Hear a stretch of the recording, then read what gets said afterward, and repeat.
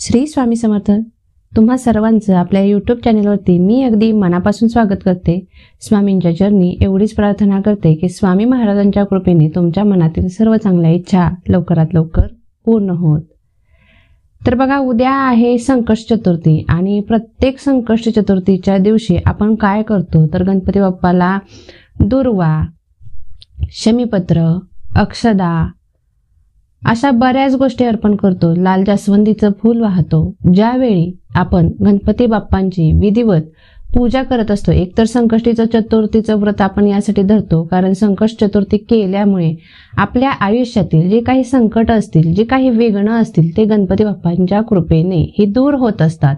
आणि बऱ्याच असंख्य अशा आपल्या मनोकामना असतात की ज्यासाठी आपण संकष्ट चतुर्थीचं व्रत धरतो आणि गणपती बाप्पा तशी प्रचिती देखील देतात, प्रत्येकाची इच्छा पूर्ण देखील करत असतात. त्यामुळेच गणपती बाप्पा हे सगळ्या देवांमध्ये सर्वश्रेष्ठ मानले गेलेले आहेत आणि सगळ्यांचे आवडते. म्हणजे पृथ्वी तलावरती एकही व्यक्ती असा नसेल जो गणपतीची पूजा करत नसेल.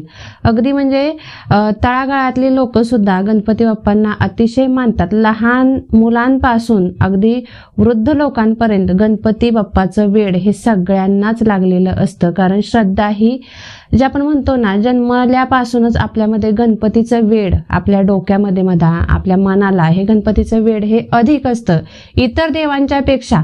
बघा, आपल्याला इतर देवांची सेवा करण्यासाठी सांगितली जाते, म्हणजे कुणीतरी सांगतं त्यावेळी आपण करतो. मात्र गणपती बाप्पाचं वेड जसं आपल्याला कळतंय ना, म्हणजे जसं आपल्याला कळायला सुरुवात होतं किंवा त्याच्यापेक्षा आपण लहान असतो तेव्हापासूनच आपण गणपती बाप्पा गणपती बाप्पा असं म्हणायला सुरुवात करत असतो. म्हणजे गणपती बाप्पांची सांगायचं तात्पर्य एवढंच आहे की गणपती बाप्पांच्या नावाची गोडी लागणं किंवा भक्तीची गोडी लागणं हे आपल्याला जन्मल्यापासूनच आपल्या नसानसामध्ये ते गणपती बाप्पा खेळत असतात.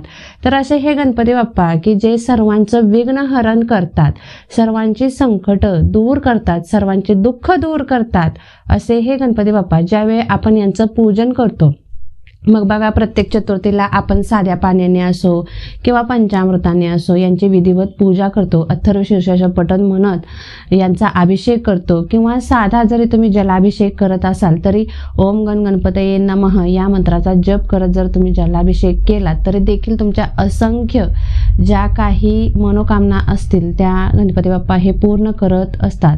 यासोबतच ज्या वेळी आपण अथर्वशीर्षाचं पठण करत अभिषेक घालतो गणपती बाप्पांना आणि ते तीर्थ ज्यावेळी आपण प्राशन करतो त्यामुळे त्या तीर्थामुळे आपल्या बुद्धीमध्ये वाढ होते. यासाठीच आपल्याला स्वामी समर्थ केंद्रामध्ये सांगितलं जातं की गणपती बाप्पांच्या मूर्तीवरती साध्या पाण्याचा अभिषेक करा आणि ते जे तीर्थ आहे अथर्वशीर्ष म्हणत हा अभिषेक करायचा असतो आणि ते तीर्थ आपल्या मुलांना, आपल्या घरात वृद्ध जी लोक असतील ज्यांच्या म्हणजे विसरभोळेपणा सुरू झाला असेल, त्यांना म्हणजे एखादी गोष्ट विसरत असतील किंवा लहान मुलं अभ्यासात कच्ची असतील, तर अशा वेळी आपल्याला हे तीर्थ प्राशन करण्यासाठी द्यायला सांगतात. तर हे त्यासाठी देतात की एवढी, म्हणजे मला तुम्हाला काय सांगायचं आहे की एवढी जबरदस्त ताकद हे गणपती बाप्पांमध्ये आहे की नुसतं तीर्थ प्राशन करून देखील आपण आपली बुद्धिमत्ता ही सुधारू शकतो.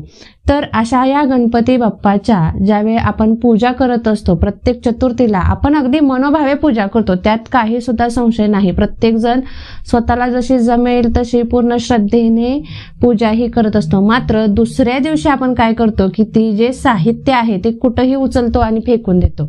निर्माल्यामध्ये त्यांच्या ज्या काही गोष्टी आपण वापरतो त्या टाकून देतो.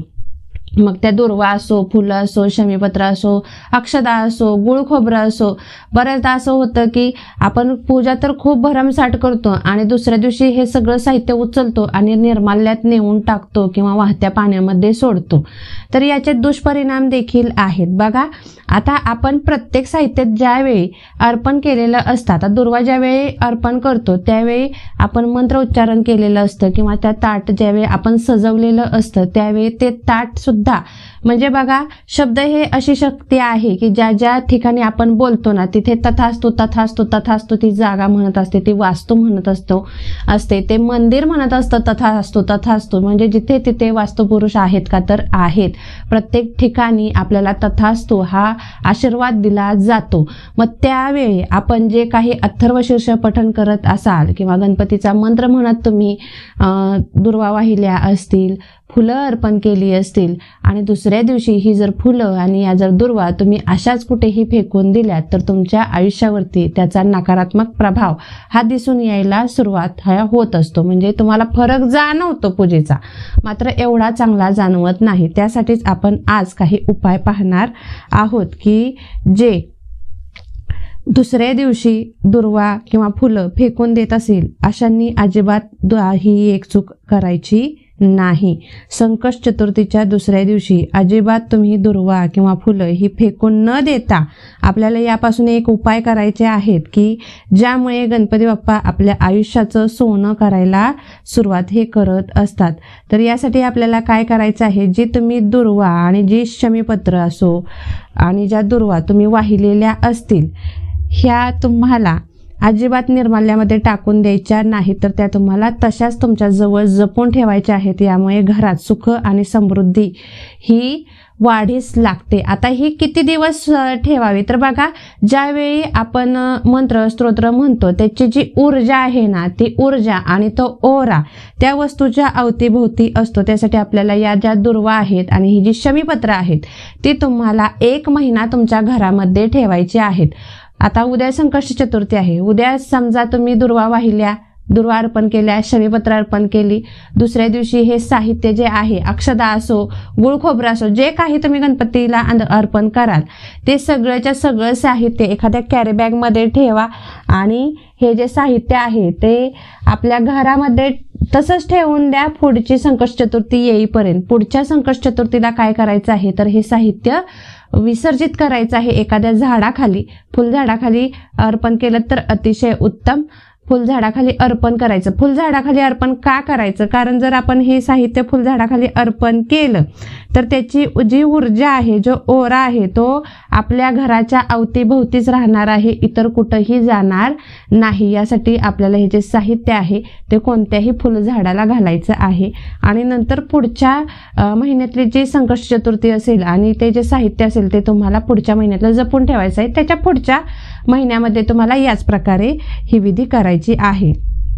यानंतर ज्यांच्या घरामध्ये असं होतंय की पैसा येतोय मात्र टिकत नाही किंवा पैसाच येत नाही, नोकरीत करिअरमध्ये यश नसेल, शिक्षणामध्ये यश नसेल, अशा लोकांनी आपण संकष्ट चतुर्थीच्या दिवशी जो जास्वंदीची फुलं म्हणजे जास्वंदीच्या फुलांचा हार आणि दुर्वांचा हार असा एकत्रित करून आपल्याला गणपती बाप्पाला अर्पण करायचा आहे. तर हा कसा करावा, तर 7 जुड्या घ्यायच्या आहेत दुर्वांच्या आणि 7 जास्वंदीची फुलं घ्यायची आहेत आणि यापासून हार बनवायचा आहे आणि हा हार आपल्याला गणपती बाप्पांच्या गळ्यात धारण करायचा आहे, म्हणजे घालायचा आहे, यांना अर्पण करायचं आहे थोडक्यात.